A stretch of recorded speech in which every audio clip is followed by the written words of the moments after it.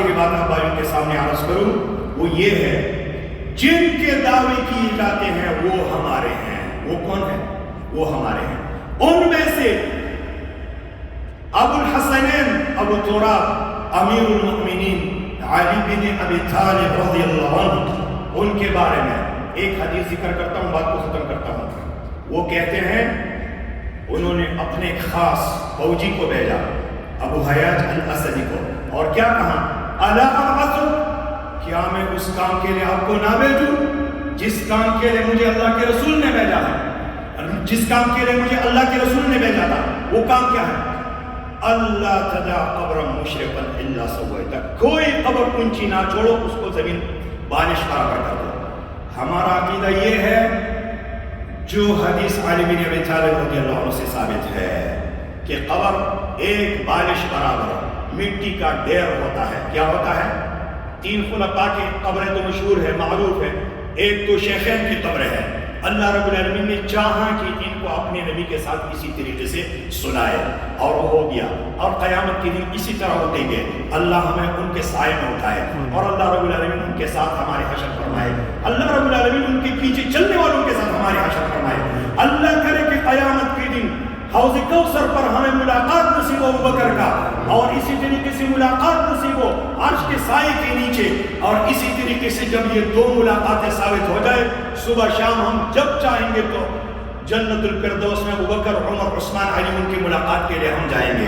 تو میرے بھائیوں، ایک تو یہ 2 ہے جن کو اللہ رب العالمین نے اپنے نبی کا قرب جس طرح دنیا میں دیا تھا، اسی طریقے سے موت میں بھی اللہ رب العالمین نے وہ قرب اور وہ نزدیکت اللہ نے دی ہے۔ ایک ہے عثمان رضی اللہ عنہ، ان کی قبر بھی معروف ہے۔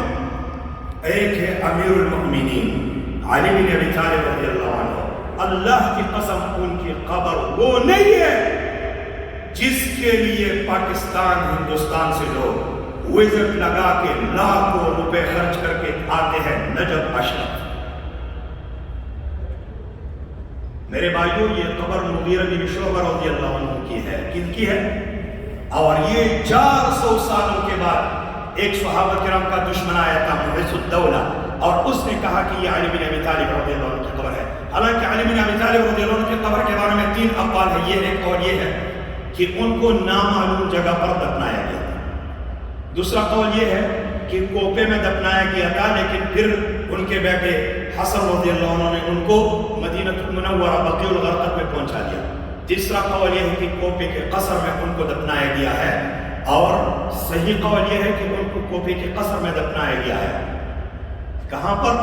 کوپے کے قصر میں، اور پھر وہ قبر بالکل نامعلوم ہو گئی ہے۔ کیوں؟ اس زمانے میں جو فتنہ تھا اور ان کے جو دشمن تھے خوارج، عبدالرحمن بن ملجم الخارجی، اور اسی طریقے سے ان کے پیروکار پیچھے چلنے والے، تو ان کے خوف کی وجہ سے کہیں یہ بے ادبی نہ کرے، گستاخی نہ کرے، تو قبر جو ہے نا نامعلوم جگہ پر ہے۔ یہ جو قبر ہے یہ مغیرہ بن شعبہ رضی اللہ عنہ کی قبر ہے۔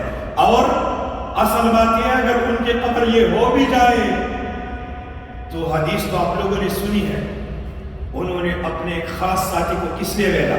لا تدع قبرا مشرقا الا سویتہ، کوئی قبر اونچی نہ چھوڑو، اس کو زمین برابر کر دو، بالش برابر۔ تو میرے بھائیوں، یہ کچھ باتیں تھی آپ بھائیوں کے سامنے میں نے عرض کر دیے ہیں۔ صحابہ کرام کے مقام اور حیثیت کو جانو، قرآنی آیتیں اور بھی بہت سارے ہیں، میں کسی اور موقع پر آپ بھائیوں کے سامنے وہ ان کے مناقب کو بیان کروں گا۔ ابھی صرف یہ ایک حدیث کی وجہ سے بات ذہن میں آ گئی تو آپ لوگوں کے سامنے میں نے عرض کی ہے۔